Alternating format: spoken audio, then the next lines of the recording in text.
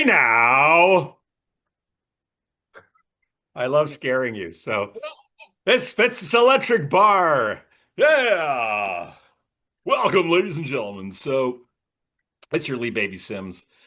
Channel my inner Tom Waits from Down by Law. So bit of background. So first of all, this what we're doing today, and we're going to be joined by hopefully by Brian over at Tokyo Record Style, is to talk a little bit all things kind of Grateful Dead. And like anything that we do, that Simon and I does, or anything related to the Grateful Dead, is there'll be some structure. In other words, I've got some thoughts of things that we can sort of discuss. But like a great playing in the band or Dark Star, it's going to go off on in places and tangents that we know not just until it happens, right? Cue the Rod Serling music. So, uh, the sort of fundamental part of this is, of course, Bobby Weir passing away. I think it was on the 10th, so 6 days ago. And I joined a live stream that Mazzy did, and I really enjoyed that because there were other people who were Grateful Dead fans, and just to kind of commiserate. And I'll say the same thing that Mazzy said, which is that I don't consider myself a Deadhead. Like I really love the music, but I know enough about the Dead culture that I would have to say that a real Deadhead is somebody who's probably seen like 50 plus Grateful Dead shows. And there's a level of knowledge. I have a friend of mine who hardly even listens to the music anymore, but he's always checking set lists for for those 35 years or whatever, 50 years of the Grateful Dead, and finding like songs and orders of songs. And, it's like statistics for baseball fans and things like that. So we're not deadheads. We'll maybe make some errors. The point of all of this is we're very passionate fans, all three of us. And Brian joins them. So I want to talk a little bit about, it's going to be a bit about Bobby, but I also feel like it has to expand into the Grateful Dead because part of it for me with Weir's passing is that that's the end of the Grateful Dead per se. And many thought that when Garcia passed away. And I would argue that with Bob Weir still there as a principal singer-songwriter in the band, yes, it was different. It was different when Mayer joined. It was different when any other incarnation of the Dead, while Bob was alive was different. It wasn't maybe the Grateful Dead. But this to me is sort of the true kind of closing of that door. The music will live on forever, but the fact that the two drummers are the two remaining members of the band, important members of the band, and they carry the history of the band, but it's different, right? They're not the singer-songwriters and stuff like that. So, anyway, Simon, I'll do a little introduction. So with Simon and I, a little bit about, you might have seen Simon when I did my Fitz interviews, but we met in early 91, I believe. I came late 1990. We met in Tokyo. Won't tell the whole story because that's in the interview thing, and it's a good story. But music has been our bond, and I think almost more than when we first met. The Grateful Dead has been a deep through line for us and our deepening appreciation for their music and all of the stuff that's been out there that we've been enjoying. One might say almost addictively. Would you agree? I would agree. It's one of those things. It's been a real gradual uh um what's the word I'm looking for? Kind of a real slow burn for me for the Grateful Dead because I've been aware of them probably since I was 14 or 15. Um Sort of bought my first Dead album when I was at university, but well, I'll tell you more about that later. But yes, certainly as I have got older, my appreciation for them has just grown and grown and grown from a liking to a respect to a deep, deep love. And they're instrumental to our friendship too, Fitzy. I just remember, again, hopefully I'm not anticipating too much of what we're going to speak about, but that Dead Set CD that you had in Tokyo, which was kind of the one of the gateways for Yeah, me. we're listening to the Yeah, CD, but I was thinking that was truly a gateway. Yeah. yeah. As particularly that one weekend we went to the Reuters cabin, and I think "Loser" was like the soundtrack of that weekend, which probably says something about us. We were thinking about other people, not ourselves. But I'd just second your comment. Like from a deadhead's perspective, I'm a rank amateur, but I'd say probably in the last 10 to 15 years is probably where my knowledge of them and appreciation of them has kind of bloomed. I And a mean, lot of that down to the internet, being able to access shows and stuff that I wouldn't have been able to afford to access otherwise. And then, yeah, and the last two times we spent together, the last few times, they've been absolutely central to our activities. We spent hours listening to them, haven't we? yeah, Yeah, yeah, yeah. on a beach in what was the island called again? Was it Nijima? Nijima. Was Yeah. that right? Yeah, exactly. And then trading tracks in Hakone, um, and standing on that pier and upsetting the locals. It's been a great soundtrack for our extracurricular activities for sure. Yeah, absolutely, and it really has. It's really, again, it's just one of those things that's continue to unfold. And then, of course, the shows at the Sphere for me, which is the first and only time I've got close to seeing any kind of incarnation of the Dead live, are just amongst the most magical concert experiences I've ever had, ever. Have given me memories that I'll never forget, I hope. And if I Hmm. do forget, like, If you do forget them, then yeah. give me the shot and send me off. But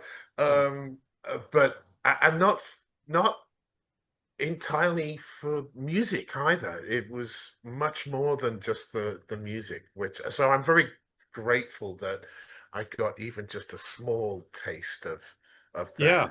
Small taste is better than no taste, you know? Yeah. Well, one of the things I was thinking about is that for those that are obviously deeply steeped in it and are really deadheads and they experience Shakedown Street and kind of like the pre-show and the community, or I have a younger brother, 11 years younger than me, but I think he's seen upwards of 100 shows, and he did tours like Patrick would hit the road and he would see many, many shows over many nights. And so you'd see the same people in the parking lot. You get to know them. You buy a cheese sandwich from them, a bagel, and you start to get to know each other, trading tapes and all the stuff that was happening while the Grateful Dead were around. But that essence of the community, of this idea of like people who are deeply passionate about this music, that I think often has elements of interest in travel, in experiences in American history and American geography. It's not overt, but it's all part of what people, when they so-called got on the bus, was this idea of, you knew that when they were playing in Texas, they were probably going to play El Paso, or Me and My Uncle, or, And if it's a Saturday night, you're gonna get Saturday Saturday night. night. Yeah, and if you were by the Columbia River, you're going to get a Mississippi half step, It's sort of like and and then there was like again, these will be tangents, but I saw, I guess, just the Grateful Dead with Jerry Garcia, I think about 5 times. I saw them the first time in 1984 to save a benefit. I'll just show the poster for that. And it was with Wavy Gravy introduced them, who's a historical figure. I can't really explain what, but he was around since the Hate Days and a real character, and he dressed as a clown. And he was actually like really articulate and passionate and interesting. And he introduced the band. But that was the poster for Oh, the Canada's Wonderland the first time I don't know if it was the first time they played in Toronto. It may have been. oh, Um, so it was with the band. Now this is 1984, so this was post Robbie Robertson's band. wow. Hey, Yeah. Brian's just joined Look who's us. joined us. Keep your eyes on your road and your hands upon the wheel. Keep your eyes on the road and your hands upon the wheel. Wheel. Hey guys, can you hear me okay? Yeah, can you hear us? Yeah, sorry to be tuning in from the car, but it's No. just, the timing is Tokyo time. Where are we? We're in Sydney time, we're in Tokyo time, and we're in and Vancouver. Vancouver time. Yeah. Okay, Yeah, we I did think it. I'm a couple hours behind you, or I think 1 hour. You're 9 and you're 8, right? And change. Right. Yeah, so I'm an hour ahead of you. I guess. No, man, I lose track, man. Time. What is time, you know? Exactly. It's just a construct, man. Is the sky yellow and the sun blue? Um, so Hey, can I come into this conversation with a little disclaimer? I want to say, like, I'm so happy to connect with you guys, first of all. I don't know where you are in the conversation, but Fitz, thank you for like putting this together. And I mm, just want to just geek out on the dead a bit. And Simon, like, I went back and listened to your Fitz interview series, and it was fun to hear you guys riffing. And your brotherly vibe is just so, it's so contagious and it's fun to listen to. I'm here to talk about the dead with you guys. I feel like I need to admit, like, I'm a little bit out of practice. I feel like I'm feeling a little bit like not imposter, but like the dead haven't been at the front of the pile for a while. And that's not to say that I don't adore the dead. I do, but you guys are like, I'm here to ride your coattails. So well, forgive me if I can't contribute as much no, as you no. guys can, but So here's the We've just disclaimer, spent, Brian. Sorry to yeah, jump. I'm yeah. just going to say that Simon and I just kind of did a little caveat at the beginning as well that we're not deadheads because we know enough what it takes to be a deadhead, like see 50 to 100 shows, plus with Jerry and all of Right. that. But part of our experience has been that we both very similar sort of timing, but we've both gone deep down the rabbit hole. So I saw the Grateful Dead maybe only 5 times with Jerry, but Mm. I've seen The Dead. I've seen the other ones. I've seen Further. And then Simon and I've seen Dead and Company many times, and Simon and I went to Vegas and the Sphere and saw Dead and Company. So our passion's only grown over time. And all those live recordings, we've been getting deep into them. And we just had a conversation recently where I was like, there's a road trips, 73 Denver, Colorado, 7 record set. It's amazing. Phil is mixed up really high and all of that. Bang, Simon gets it. We got Austin, Texas, and we're just, it's just like sharing tapes. It's different. It's more expensive. it's a lot So more expensive. a lot more expensive. Right. Simon, you had said that I think it was when in the Fitz interviews, it was what albums would you take to a deserted island? And what was and one of the other things was I forgot what the question was, but there was two answers that really spoke to me. One of your answers was a regret that you had was that you never got to see Dead with Jerry, and that on your lonely island you would take a Dark Star. And I was like, oh, my heart just broke for you that you love the Dead this much that you would take Dark Star to a lonely island and you never had the privilege. And not that I don't know if you're really missing so much because but that you never got to see Jerry. That's a crying shame, a little Yeah, bit of yeah, one. no, he was around, and they were sort of peripheral to my vision. But when I was the closest they ever came to me, well, they would have been in Toronto at Wonderland, and then I think at Ivor Hamilton in in Cops Coliseum in Hamilton. yeah, Yeah. yeah, in Hamilton. And it's funny, I worked for college radio at that time, so that would be early 80s, 83, 84, maybe somewhere around there, maybe 85, 86. And one of my friends at the radio station, a guy whose real name I don't remember, but his moniker on air was Microwave Dave. And I think he got on the bus and went to Hamilton from London, Ontario, and saw that show, which I think you were at, weren't you, Fitzy? There were 2 shows. I think there were 2 tours, but there were 2 shows in 1990, March 20th and 21st. And I went to the 20th. I missed the 21st. Yeah. Oh, well, then this maybe wasn't in Hamilton then, because this wouldn't have been as late as 1990. It would have certainly been early to mid It was right 80s. before I came to Japan. Anyways, go on. Yeah, because I left for Japan in November of '89. But anyway, Microwave Dave came back from this show just in another Vibrating on another wavelength.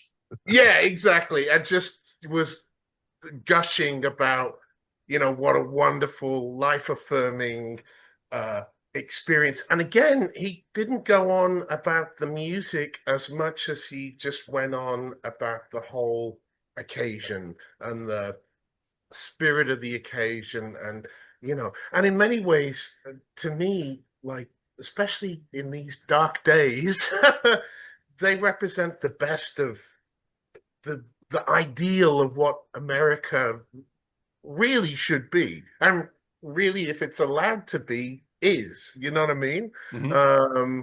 Just that, hey, come here, join us, brother.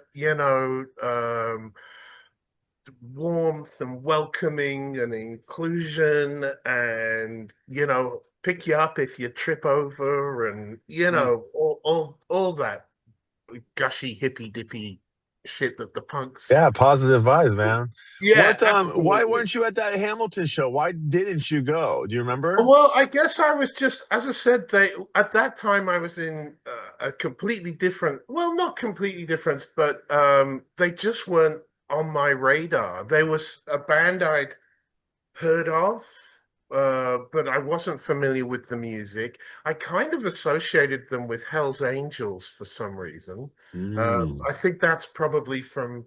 Well, the Altamont, they set that all up, even though they didn't play. Yeah, and I think I had one of those, one of those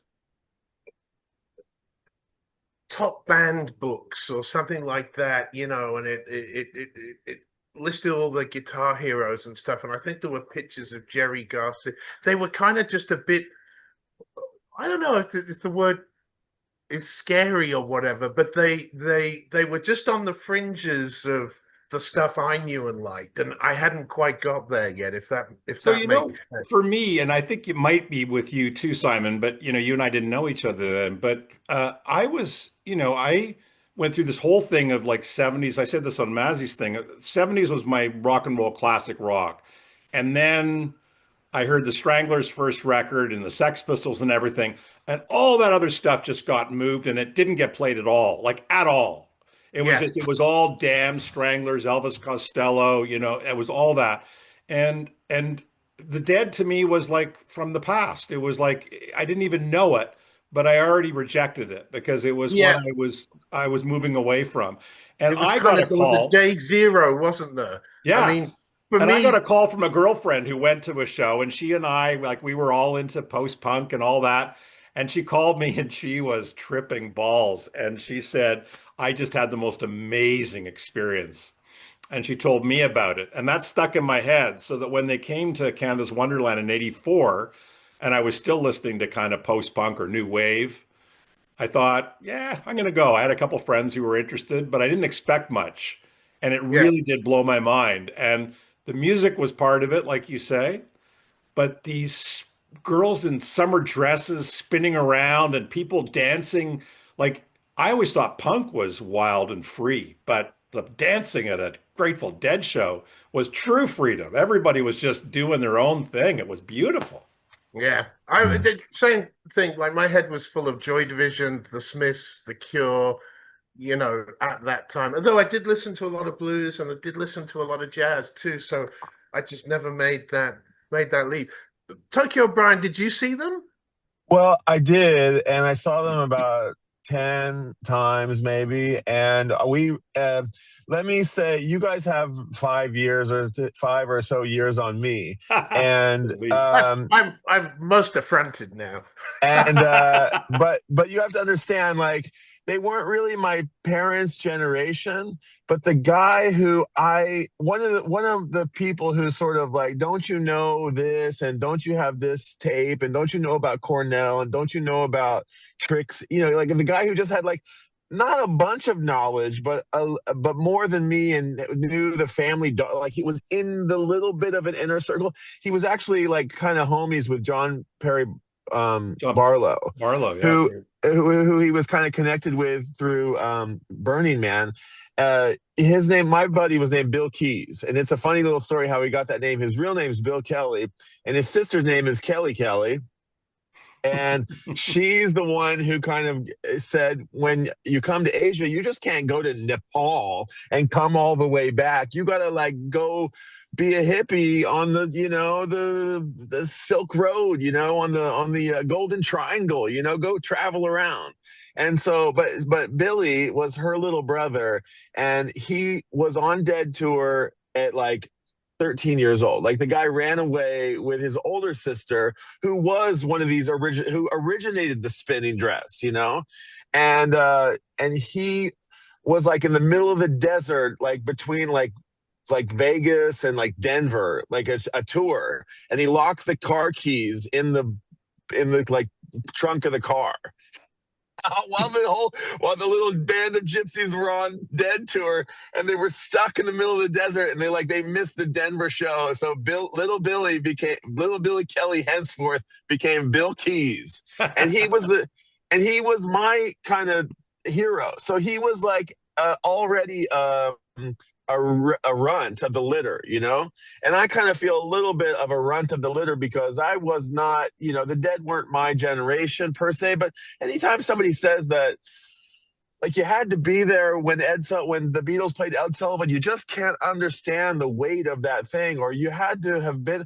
The Beatles are somebody else's generation. I don't feel that way about the Beatles. I just feel like they transcended generations.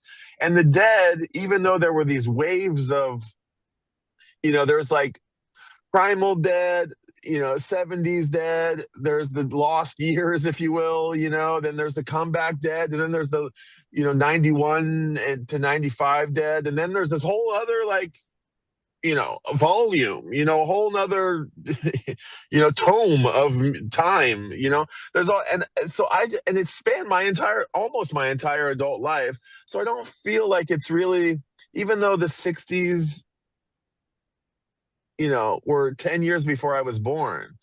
I still feel like, and because there's so much lore to know about it, and it's such a great story, like it just feels like it's everybody's generation. It doesn't feel like I'm writing, the coattails of another generation. I feel like it's my generation's music. And I told Fitz on a recent thing that I kind of came to the Dead. Sorry to go on here, but like I came to the Dead and Fish on virtually the same day. And what did you call it, Simon? Ground Zero, or what'd you call it? Oh, Zero hour. Yeah. Mine was, I have this very distinct memory, and I'll pass the mic around. But we were at a party, a high school party. I was 15 or 16 years old. I was probably 16. We just got the cars, because in America we get the cars at 16, right? Somebody's parents went away on holiday, and we had the house to ourselves, and there was a whole lot of festivities, and and there was quite a big spread.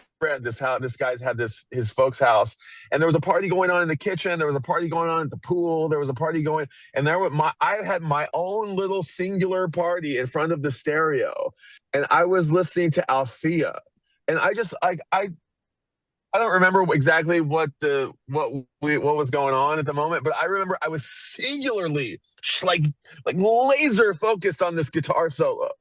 And it was just that, and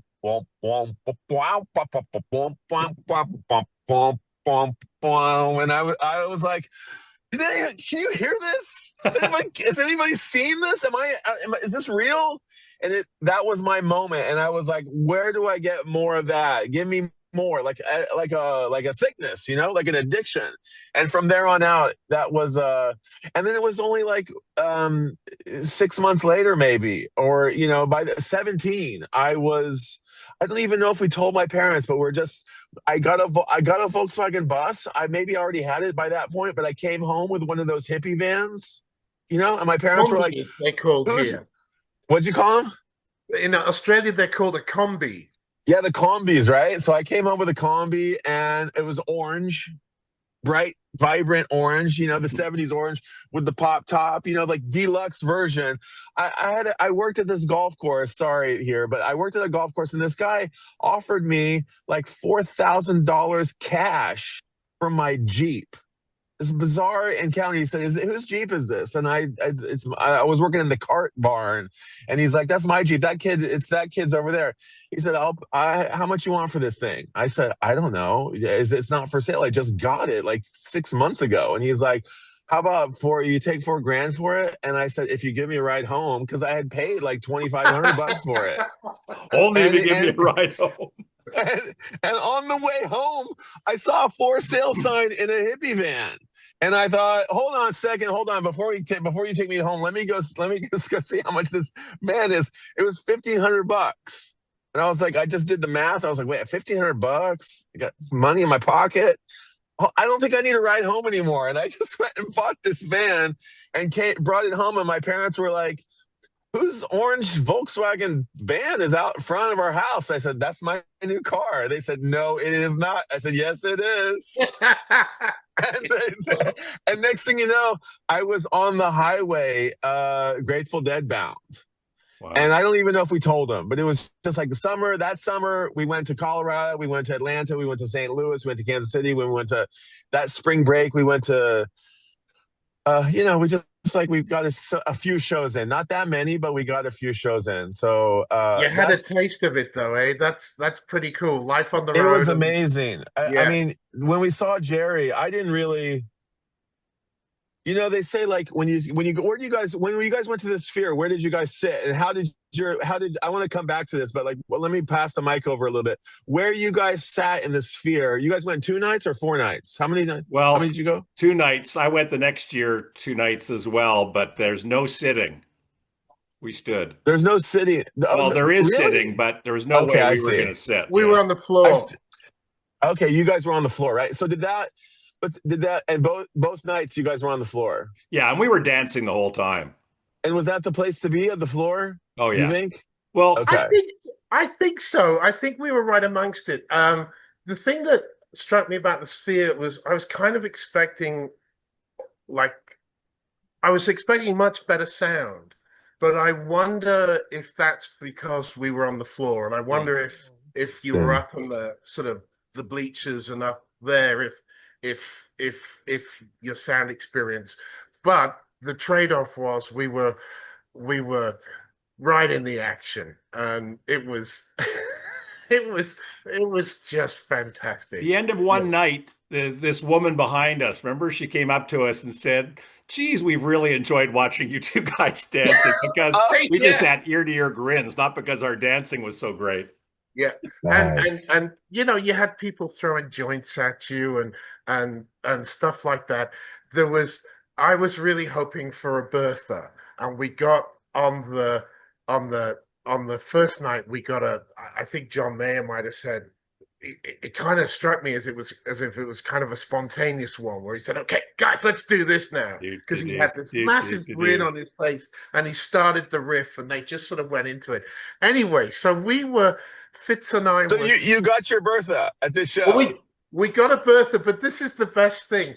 So we were having an absolutely brilliant time, and there was this group of people in front of us who just the whole get up. This guy had a vest with electric lights that went off. It's a really cool looking dude, and I became friendly with one of the women in the group, and we saw the same people the second night too. But this group it struck me as they were on tour too. Like these guys were in and committed. Anyway, so we're standing there, we're grooving along to Bertha, and then that great line comes on. You know, come on, test me, why don't you arrest me? And this dude from the group runs back, and Fitz and I are just standing there, and all three of us at the same time, we put our hands up for the handcuffs. And it sounds silly. Why don't you arrest me? It was just such a magical moment. I will never forget that in my life. Like, just completely spontaneous, and all three of us did exactly the same thing at exactly the same time. We were like, test me. Why don't you arrest me? To And arrest me. We were just so giddy, right? no, just so giddy. And then I can't remember if it was this first or second night, but they played a really slow song, and Bobby was singing, and it was a really, I can't remember. It was it Between Days. In It between days, it might have been that. Yeah. it was a In real between days.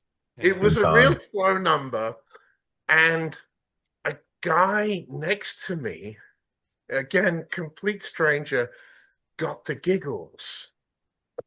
And then I got the giggles. Like, and the two of us, we just couldn't look at each other. Like I was getting the giggles, and I thought the whole fucking amphitheater could hear me, because it was like I got it at the worst possible time. Like this was, this was a really slow and quiet part of the concert, and the two of us, I was in like physical pain, and I just had that uncontrollable giggles. Anyway, deep breaths, and the song pace picked up, and that all passed. But at the end of the show, this group of people again just came up and gave me the biggest bear hug, like just little moments like that, which I've never really experienced anywhere else at a show. Always that bonhomie and that camaraderie. Right. But to those are my little, as I said, just a level of warmth and togetherness that again, at a regular rock concert, I haven't experienced at that level. Oh yeah. Adventure. While I'm sitting here waiting for the stream to restart, I went and watched some. I'm just getting into. I was kind of like cramming some homework in. I was cramming some Jerry interviews in and some Bob interviews and some. And I just watched this hilarious bit. He's on. I'm sure you guys have seen. He's talking about Neil Cassidy and about how he was just so like. He says his life was he was the art. This was the first time I saw the person who was the art. And he talks about how he lived. He lived in their attic at 317, and he would come around every couple of months, and that he would be driving down Franklin Street, which is this insanely steep street, and be taking blind corners, and it was just like he'd be telling stories, and he'd disappear for 3 months, and he'd come back and show up and be telling the exact same story. Simon, you kind of remind me of this attitude. I feel like you are very much the merry prankster among us. I'm not sure, and but I have a feeling that no matter where you go, no matter where you go, you're bringing your good vibes with you. Oh, why? Thank you. No, well, if I'm in Tokyo, I'm in a happy place, and if I'm with Fitz, I'm definitely in a happy place. So we have a good symbiotic relationship. Anyways, go yeah. Well, thanks for letting me into your good little duo. Thanks for letting me tag along, because it's a good vibe. But speaking of good vibe, you were saying that this just like goodwill spirit of the band that permeates not just like the audience and the community, but the music itself. I remember I was telling a story a couple of days ago about how I was sitting outside of a Lou Reed show. And I heard you mentioned Lou Reed recently. I heard you mention the word. You and Fitz were talking in your interview, and you were saying that you saw Lou Reed and Patti Smith somewhere. I never saw Patti Smith. I did see Lou Reed. Okay, you mentioned this on your interview with Fitz, but I was outside of Lou Reed show, and I didn't get a ticket, and I said in my story I got miracled in, and then. And I did. I got miracled, and you were talking about goodwill, and I was thinking about the first time I heard about getting miracled, and the notion of a miracle, and I didn't. That's not something that you can learn about a song that isn't on an album by getting a tape. You can learn about I don't know, tie dyes. You can learn, so you can pick up things, but the miracle is not something that's just you got to go. That's a thing that you have to go see it to learn that one. And I was like, why is everybody doing this at 17 years old? Oh, those guys are looking for miracles. What do you mean they're looking for miracles? I needed a miracle. I'm like, yeah, I know the song, but like, what are they're looking for a ticket. I'm like, and somebody's going to give them a free ticket. And they're like, yeah, that's what happens at Dead shows. You know, At you Dead get and Company, miracle. I went to see two shows at the Hollywood Bowl, and I had an extra two tickets, and I gave away two tickets, and it was really fun to do that, like to Right, actually hand these two people who were not going to the show and right. just be able, and to be honest, it's almost a little bit of a power because you just know that you can just hand them joy. I know. I know. I got miracled once, and I've Did you do miracles. this though? And You could. then hold I on to can it a give little. joy. I can deprive you of joy. Oh man. Yeah, no, I've definitely He'd have done I that mean, to me for sure. Oh yeah, I would have done that to Simon. yeah, it's a good. Yeah, I mean, I tell people in Japan, it's kind of silly. I tell little kids, little Japanese kids, I'm a Santa in training. My great grandfather is Santa, and I'm gonna be someday, not anytime soon. But when it comes to be my beard's not wide enough, but when I get there, I'm gonna be the next Santa. Not So they're fat like, enough, but I'm working on it. I'm working on it, right? And they're just like mesmerized, They're like, "Oh my God, I know that Anton, he's telling the truth, This is, and but kids are like really for me, they're my people, like I love kids. They're just like an easy audience. I'm the oldest of five. I'm the oldest of like five kids and like 100 cousins. I love kids, but the Santa thing, it was like both joyful and like and terrifying at the same time. And you look at a Jerry or even the Dead, and like what you're talking about, like when you go through those waves of terror, and even like in a Dark Star, you go through that, like your heart starts pounding and you're like, I don't want to be here anymore, and then you're like, I think so, I think I need to leave, and then like it comes back and you're like, and the Dead definitely take you through not just joy, but fear and pain and catharsis. And even like just, I was going back and listening to Bob talk about Jerry's passing. And he's just like, he says the most profound things. I want to talk about Bob a little bit, but he says, like, I can't argue with death. It's so final. I can't deal with it. But the music is here, and I don't know where I was going with that, but yeah, I like that. I mean, the fact that it's in the name, they're dead, the Grateful Dead, it's in the name.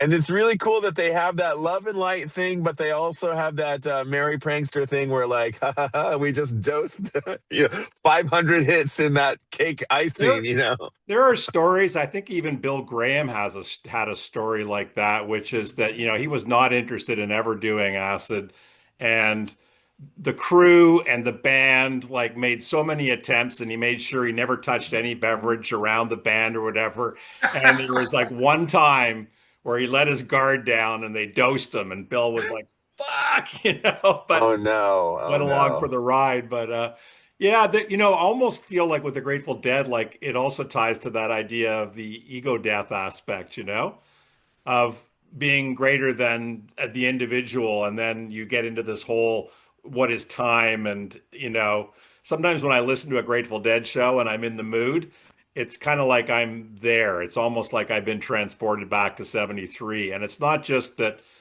the sound and everything is of 73, but I feel like I'm there. Yeah. Simon, you had asked me if I saw the Dead, and I saw them one time that I saw them. I was like in the very front row, but I was in the fourth row, and like Jerry was like, the spotlight was coming down on him, and it was like I idolized him so much, and I couldn't believe what I was seeing. Right, it was right there in front of me, and I could see his little every inflection, and I could see his little bobblehead, and he was so like such an enigma. And then other times I'm sitting in the very, very, very back, and I'm watching the whole thing, the entire thing. and I don't think you can have. I don't think either experience is better or worse than the other. Like both of them, they give you like this notion that the ego death. When you see this organism, that's it's not even like the crowd and the band. It's like the crowd and the band. Hmm. And it's all just a happening. I love this thing, like the being and the happening. I love this notion from the '60s when they're like, we're just gonna. And the Dead talk about those acid tests and how they didn't have to play and how it was like everybody was on the same level. There's a great one that I love. I'm getting a little bit slightly off of ego death, but Jerry talks about getting dosed once, like before. He said, he says, he gets asked, do you consider yourself a great guitar player? And he says, I consider myself a competent guitar player. And he talks about practicing, and he talks about, he forewent like maybe traveling to a Japan or to a Bali. I mean, eventually he got to do those things, but like he forewent things to practice like insanely, and but he talks about getting dosed at a show one time, and in the later years, and by the time it got to be really big, like he didn't want to play poorly. He didn't want to like go out there and just experiment. He wanted to have the confidence and the is it Play for Your Life?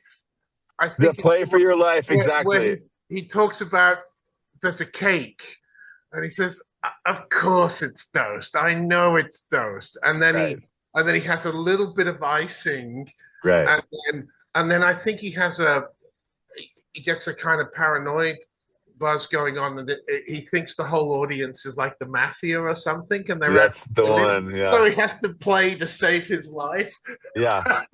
He says, I thought everybody's out to get me and they're gonna kill me, and I thought if I just play for my life, I'll be okay. And that's what I did. I played for my life, and every night after that, all I do out there every time I go on stage is play for my life. And if you stop and really think about that, I mean, man, that's an awesome notion, play for your life, play like your life depends on it. Totally. And if anybody can aspire to do that, I mean, that's a band I want to listen to.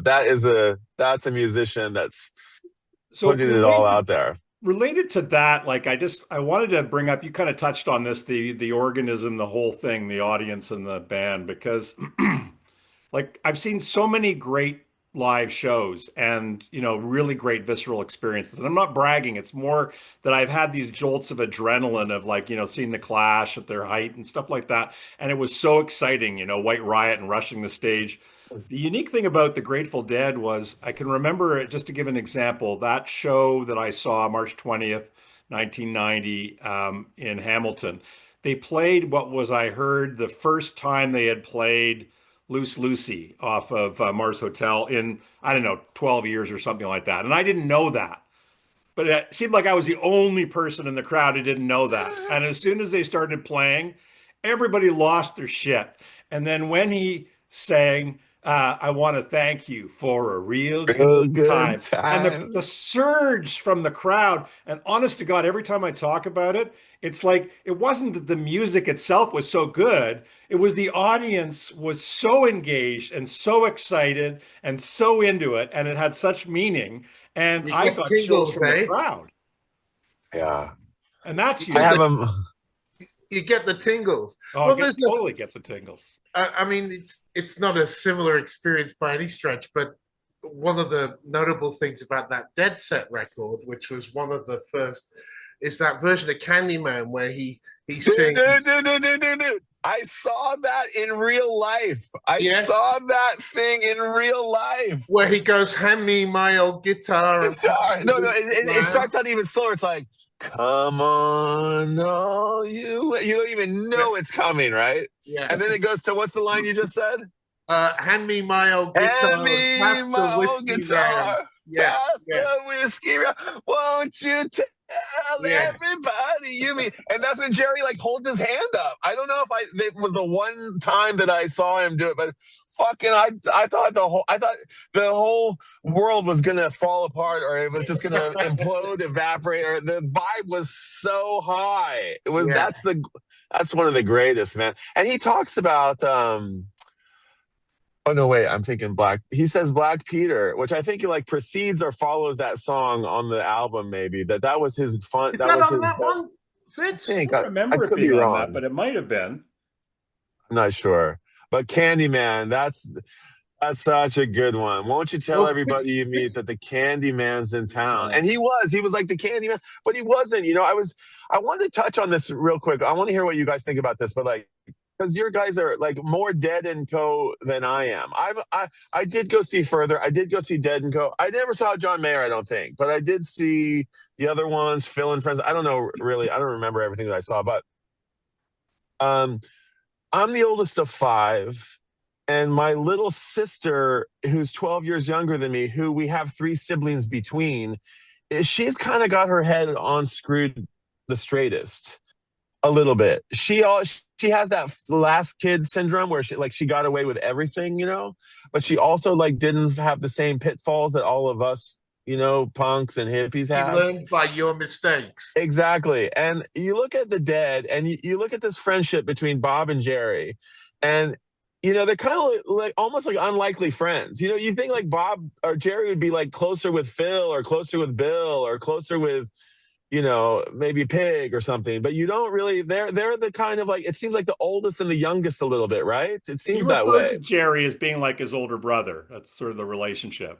Right. And then, but you go to a Dead show and Jerry's that Candyman moment, that's like the ballad slot, that's the Jerry slot.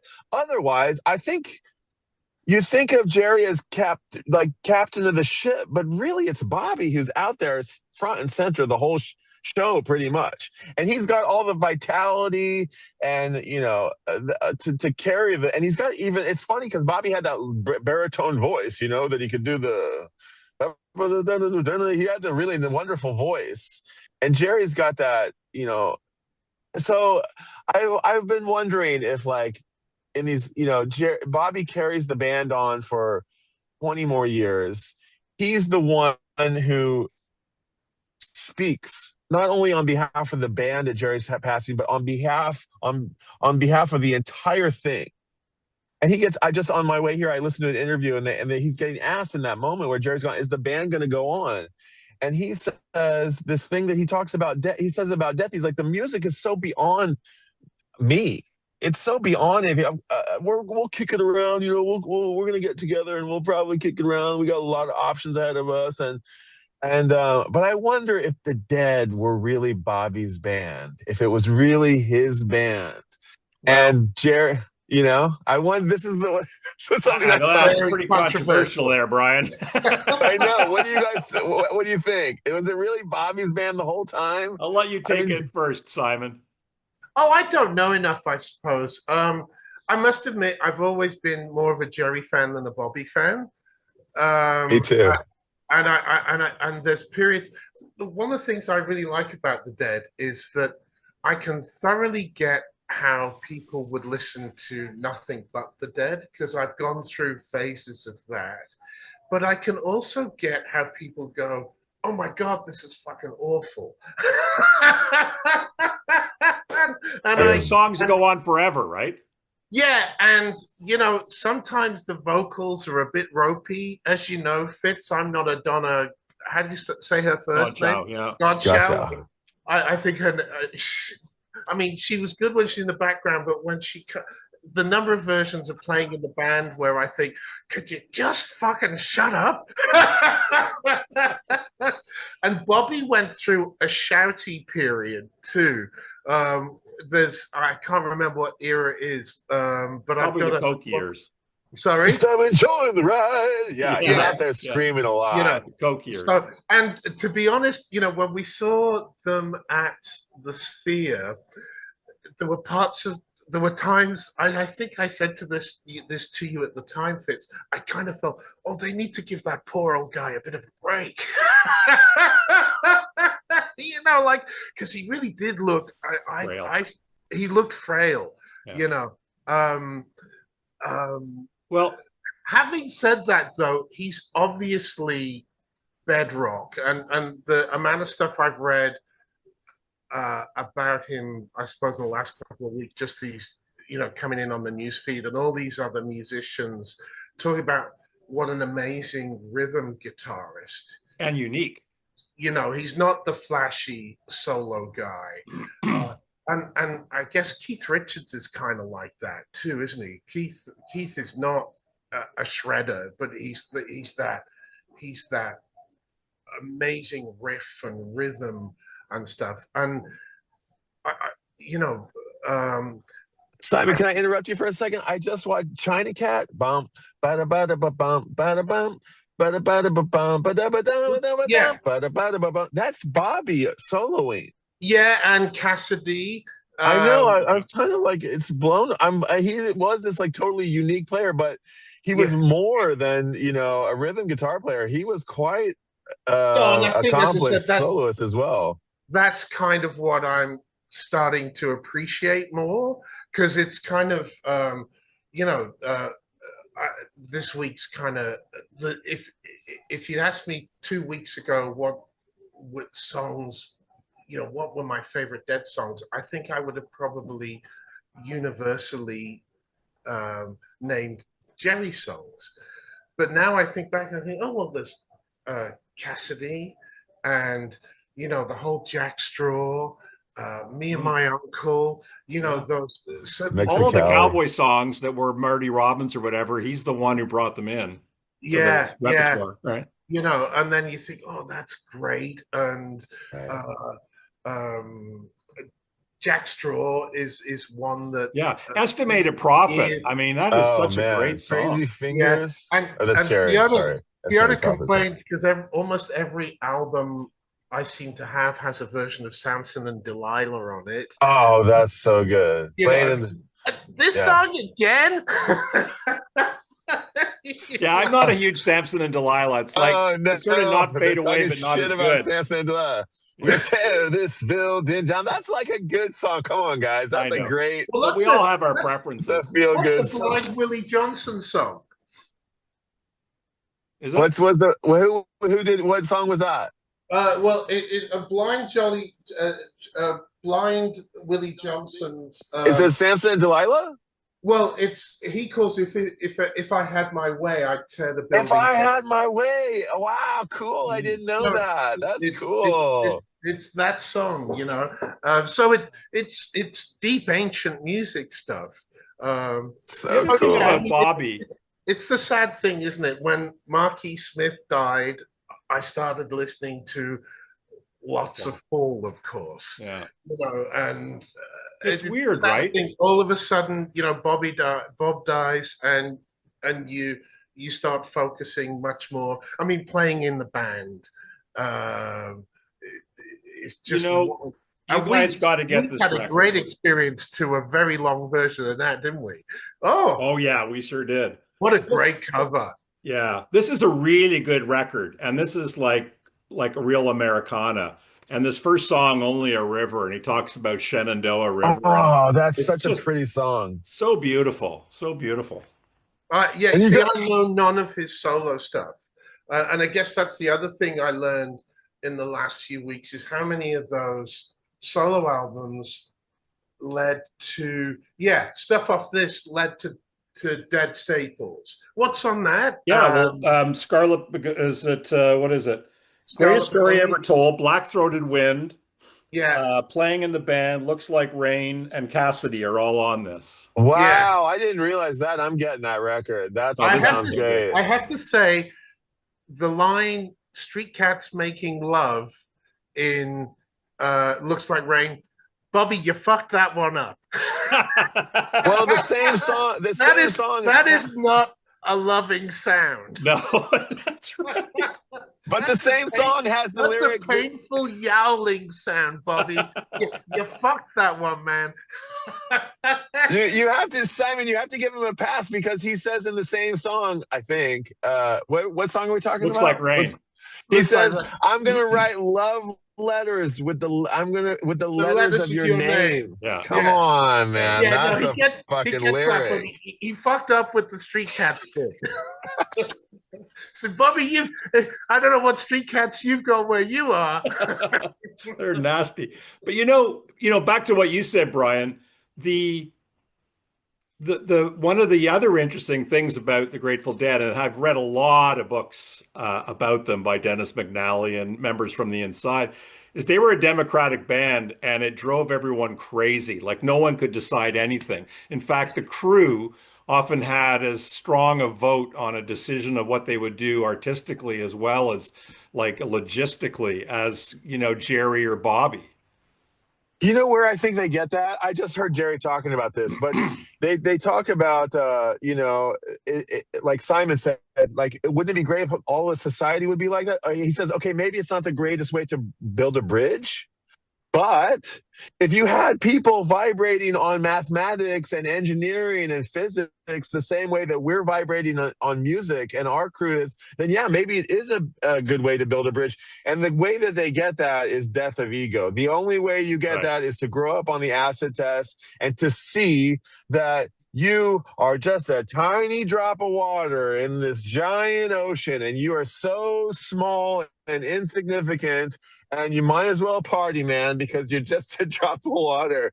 And And the other thing they always this is say, what I admire about them so much is that yeah, they got that humility. They've got that, and the fact that I have never heard that before. Sorry, Simon, but like the band, the roadies had as much input. That's all actually kind of awesome. Yeah. It's Yeah. really well, pretty and I cool. like. Didn't they always used to end the show with the message "Be kind to one another" or Yeah. something? Yeah. Yeah. Again, it's trite, it's hallmarky, if you want it to be or whatever, but it's also, hey, it's so beautifully simple and yeah, be kind to one another. Yeah. And it's an interesting thing because I think that their indecisiveness about things, I think created from a business perspective and maybe even artistically some problems. But you could argue if you look at it from a macro that it all worked out pretty well for them. Right. Yeah. I bought a I bought a Grateful Dead T-shirt from the Gap year or 2 years ago. Right. Or, I just saw that there's a book which is like marketing principles based on the Grateful Dead. Oh And yeah, that's I a thing, laugh, right? but it's true. And It's like they were counterintuitive and yet it worked. have you Well, ever and seen this headline? Take it, so I was just Simon. going to say that their demographic now would be a lot of really smart, really influential, and a lot of affluent people, wouldn't they? Like Yeah. they're not followed by. I mean, they're followed by a huge mass of people, but they've also their demographic built Silicon Valley, didn't it? Because they're articulate and they prided themselves on being articulate Yeah. and you can't express the things that you can't express, like words are so finite, he says, and they cheat and they lie because they don't express all the nuance of feeling. And because they have to express those feelings in music, you have to listen really hard, for you to say it, in a tone or in a musical phrase takes all you got it takes playing for your life, to do that. And then to and hear it and be able to understand it, you also have to be acerbic and articulate in the language of art, right? So it's no Jerry had wonder that a hard-headed, or maybe hard-headed is not the word, but a clear-eyed view of things too. Because I think it's from the Festival Express movie where they're playing at the CNE in Toronto, and there's all these folks I think they were protesting because they expected a Free free concert. show. Yeah, free Right. show. And Jerry, you know, Jerry, who consciously didn't want to become a spokesperson for that generation, kind of laid down some hard, cold facts, like, and here he is, the symbol of the hippie dream and all that, or the symbol that people created. But he's saying, hey, man, this, we gotta pay people, we gotta ship this stuff, this gear around. This is my job. Do you work for free? Like he wasn't afraid to sort of, um, There's some realities here you got to look at, yeah, right? yeah, and they also had a really, I mean, he talks. The other interview I really like with him is, and again, I'm probably talking about Jerry more than Bob, but um, his appraisal of their Woodstock show. How he says, we came on, I think, after the Who and before fucking Jimi Hendrix. We kind of come on and like, we were the most forgettable thing at Woodstock. Like, I just love how he's clear-eyed about stuff. And from what I've seen of Bob interviews too, like, it's not all mystic. Like, they do embody that, but they're also practical. Hey, I've heard this, I think in that Festival Express reference that you're talking about, he's getting accused maybe of, like, yeah, making out like a bandit on the shows. And he's saying, wait a second here, man, you don't, like, where the money goes, dude. It goes back to the community, man. It goes back to the other artists, man. It goes back into the thing. And you got a lot of nerve to accuse me of, like, running off with, because, man, you don't get it. That's not what I'm here for. It Yeah. reminded me of that John Lennon thing during Imagine, when that crazed fan came up and sort of accosted him, and Lennon was like, look, man, I'm just a guy. Like, what are you doing? And then calling this guy out for being fucking crazy and putting his life in kind of danger because he's a big fan. And it was yeah, a really compelling moment because the star thing came right down. And he was like, I'm just a guy here, so back off. yeah. Well, I've seen a headline that says, like, the Dead are, this is another reason, maybe, I think, especially their audience is attracting a lot of punks who, maybe had to keep up appearances, had to, like, swear off this band for generations. But, like, I read that the Grateful Dead is the first proto-punk band that ever was. And it says that, like, this DIY ethos, this money that like, making the best experience for the whole thing at all costs, no matter how much money you lose on it. That's a punk. That comes from, like, power to the people, and not from, like, ooh, let's sell some The punk and the merch. hippie, there's more in common than not, isn't there? Yeah. Right. Hey, guys, this is just about to, the thing's going to drop like a pornographic. So I'm putting coins in. I'm I putting know, coins in the thing. too late. It's already coming down. A pornographic what? Well, what I've heard is Peep apparently the show, a peep quarters in and show, the a peep thing show, comes down. guys. Where do we go from here? I would love to do a wrap-up question or two, so we could each kind of share our thoughts, right? So I was saying before, I think you joined, Brian, that although this is, precipitated by Bobby's passing, in a sense, I feel like it may not be a closing of the Grateful Dead repertoire, but really this is kind of it for the Grateful Dead. So what I was kind of curious about for you guys is, what, in your words, would you say made the Grateful Dead so special, unique and special? Okay, well, I'll go. Yeah, go for I it. think it's because I think Springsteen does this as well. It's like you've just got all of American music, and effectively, because it's American, it's 20th century music, isn't it?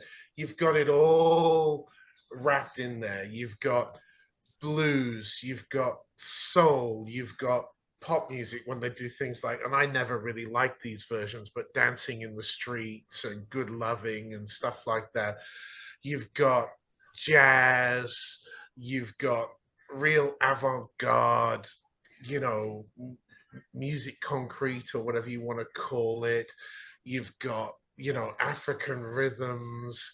I think I've said country. You've got cowboy music, um, and it's done so organically, I think, you know what I mean? And one of the wonderful things about them is that I think they're transition moments, where and sometimes you kind of know where they're going, and sometimes you don't. But they're those wonderful moments where the classic is what China Cat, uh, and Riders. I know you Rider, but also um, I've got that Diamonds, Nightfall of Diamonds. Nightfall of Diamonds, where there's a lot Nightfall of of diamonds. star that Da-da-da-da. edges into uh, playing in the band and stuff. So I think it's that encapsulation of all American music sort of thing and all 20th century, without sort of it being sort of an empty genre exercise or pastiche.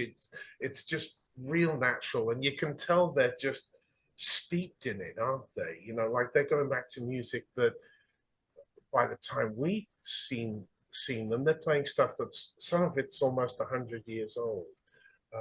And they somehow managed to do it, I think, particularly on the live recordings, without signing of a time either.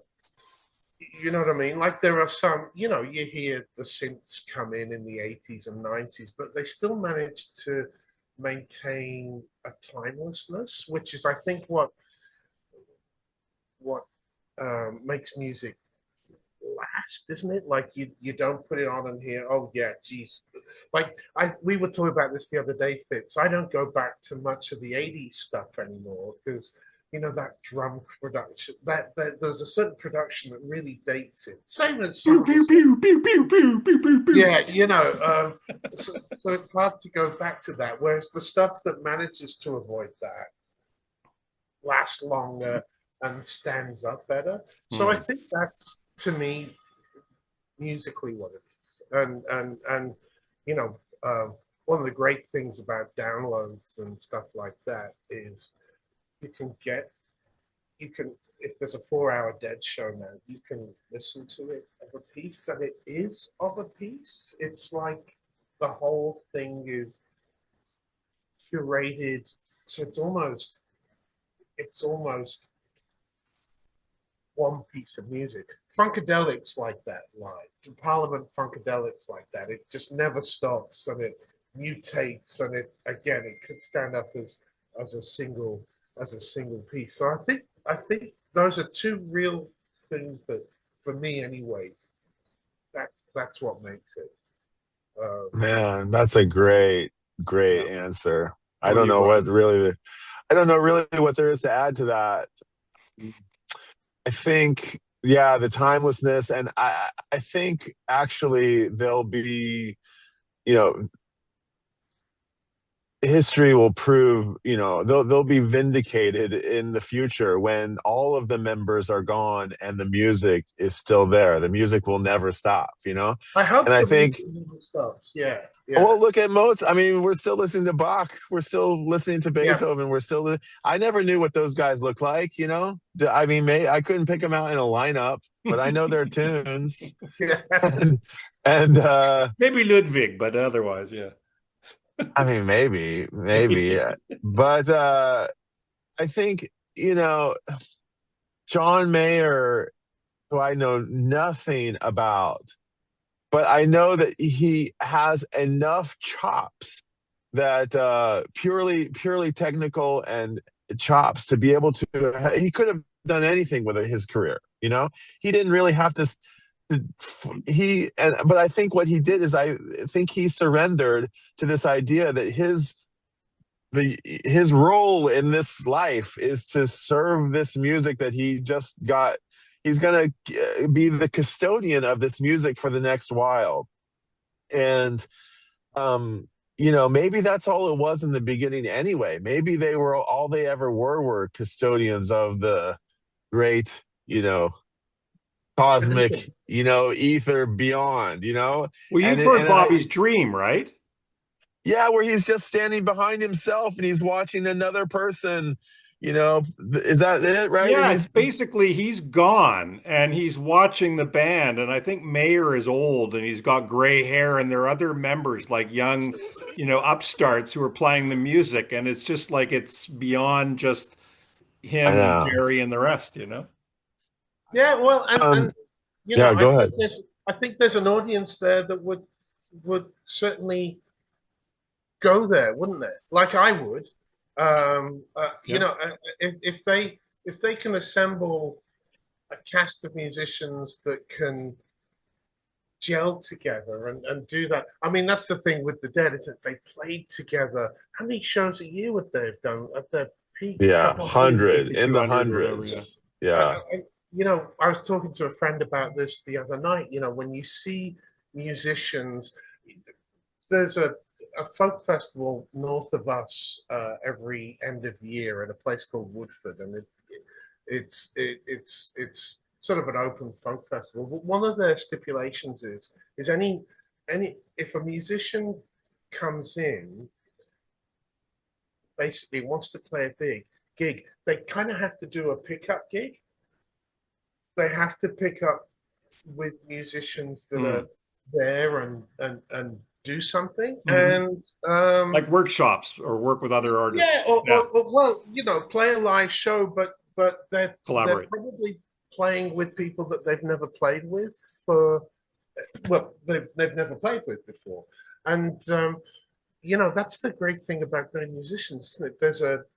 And I'm not a musician, so it's only something I can sort of observe from. I haven't experienced it, but I guess it's a means of communication, isn't it? You know, so if you can get those people that can communicate like that, and I know Jimmy Page used to talk about an inner telepathy in it when they were playing, when Zeppelin were playing, and I know that the Dead must have experienced that, where they intuitively Mhm.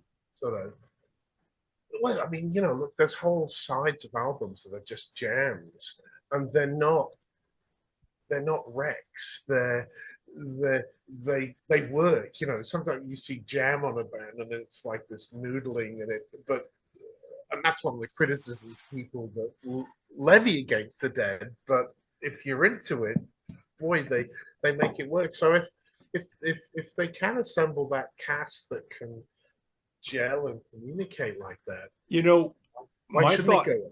yeah, and my thought is that it may be that there won't be a single carrier of all this, especially with the principals kind of being gone, because as we spoke, like I mean, with Bobby alive, there was, Joe Russo's almost dead, J Rad. There's Phil Lesh and friends, and they're keeping that going because his sons are musicians, and so they're doing that, and they bring in people from the Grateful Dead.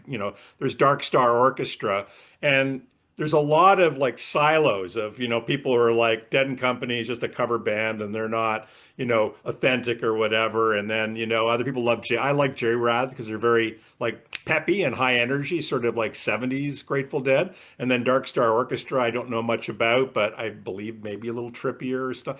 Anyways, there's so many iterations, and we can say, that we saw it kind of before it all became diffuse, where the music is king, but the interpretations will be all different by different incarnations.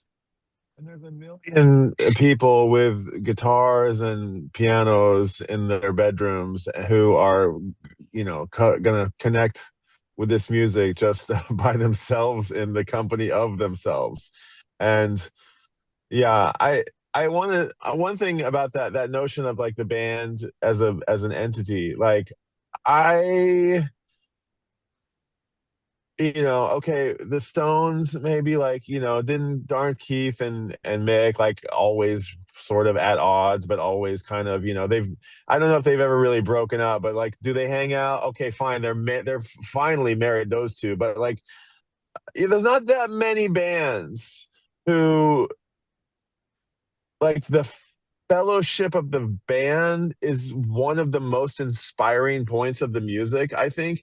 I mean, you just look at, you've seen those bits where like Bobby he's got his windmill and his kicks and his then Jerry gets it, little wobbly Jerry starts getting his little licks in, and then they're goofing off on stage and Phil's just laughing at him and everybody's laughing and it's all a goof. Yeah. And you just could see like how much they loved playing with each other. And this democratic notion where everybody's on the level all the way down to the, the roadies and everything. It's really a beautiful example, a shining example of what the potential of people working and loving together. It really is. So the Dead are, they can't be forgotten. They mustn't go away. They should be around forever so that we can be reminded that, when you see that organism all working together and there's no us and them, it's all just a thing that's happening. That's a beautiful, beautiful lesson for us to have. I agree. And I think the thing about their music too is just that highly improv. Like, I don't. This to take the example you said, the Stones, when Mick and Keith had done. I mean, I think the Stones are done anyway now. Like, I'm not sure I'd go and see them again without. When Charlie died, that was like they're now the world's greatest Stones tribute band, sort of thing. I think just the organic nature of the music, they never kind of did the same thing twice, did they? And I remember seeing an interview where I think, again, Jerry said that, if they found themselves doing the same thing twice, they kind of deliberately subvert themselves. To artists, not entertainers. They Right. saw themselves as like not a monkey to go out there and do our shtick. They were like, not that there's anything wrong with that, but it's that they wanted to have a more deep and meaningful connection with their creativity. Yeah, and the artist side of it is kind of like you've got to feel fulfilled personally and not be just there to perform for people and give them what they want, right? But it's like no two shows were ever the same, were they? So for whatever comes afterwards, there's no pressure to recreate the pristine sound of an album or a song. Unlike if you go and see someone like, I don't know, I'll take an example of Roger Waters, where you're getting almost perfect facsimiles of the album tracks, so I think that gives that music more freedom. It's like jazz, isn't it? Somebody else can come along, and how many versions of My Funny Valentine are there, or of Roundabout Night or something like that. So hey, you've got a template here in Dark Star, or you've got a template here in Playing for the Band, or Bird Song, or what have you. And you don't get a chance at, like that playing for your life, that you don't get a chance at glory unless you're willing to fail huge. And I think like nobody's there. We're all in agreement that, we actually kind of, the flubs are endearing, Well, that's what they're famous for too, aren't they? Because the one I've got, this Night Full of Diamonds box, they do Uncle John's Band, and I don't know who fucks up, but someone comes in off cue. They do their little instrumental bit, and then they go, oh, and you can hear them all sort of. The audience loves it. It's relatable, and we all fuck up. Yeah, and like Jerry's vocals are anything but perfect vocalizing, but the emotion that he conveys in his singing is just so there. Man, Jerry's soulful singing. It's just, man, there's nothing like it. And again, to like Simon, to the notion of the repertoire and how broad it is. There's really a dead tune for every occasion. And whether you're grieving or celebrating or, pondering, there's always a song that's for those moments, I wrote down that as my thing as well when I was just thinking about this was just all the genres that they covered authentically, right? You think about Friend of the Devil is like a campfire song that you learn when you're a kid and Yeah. all of them. And then Dark Star and the psychedelia and St. Stephen's and just there's so many genres and styles and some of it is a blend of so many things and some are just like beautiful cowboy songs or beautiful folk songs and And again, it's not like they've self-consciously said, "Oh, we're going to do a hip hop album now or something," or we're right. going to do we're going to go new wavy now, you know, Yeah. or what have you. Like so many artists that never made the transition from the 70s to the 80s kind of did, you know, and all of a sudden they've got different haircuts and sleeveless Yeah, the Gorgeous. shirts. Dead were always dorks. Well, Yeah, they were Yeah. pretty yeah. cool Well, actually in Phil the '60s. especially. Like Phil just struck me as the biggest goof. Like, what a dorky dude. But He'd have those sweatbands around his arms, which was probably just perfect for playing, and just ridiculous clothes, yeah, Yeah. yeah. And Bobby, who I mean, I read a thing this short week. shorts. Like,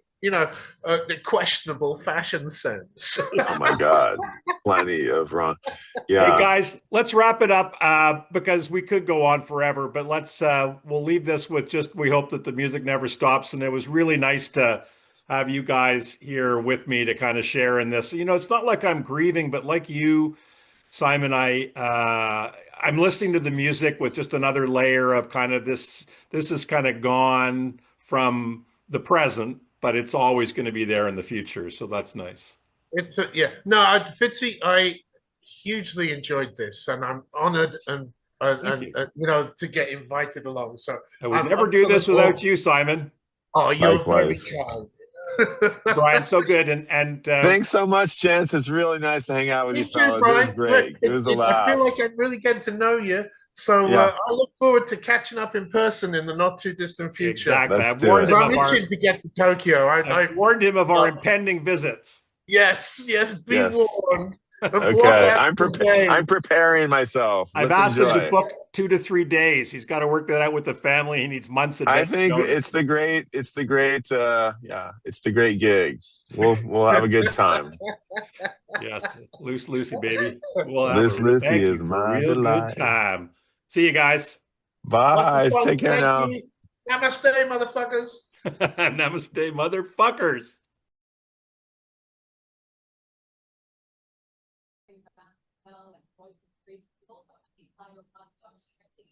Sweetie, can you turn that down just a bit? I'm gonna just press on, I think, Fitzy. It's not I don't want to go through a whole restart of the computer and stuff. So I'll just sit closer and I might So get you. you're having a hard time hearing, eh?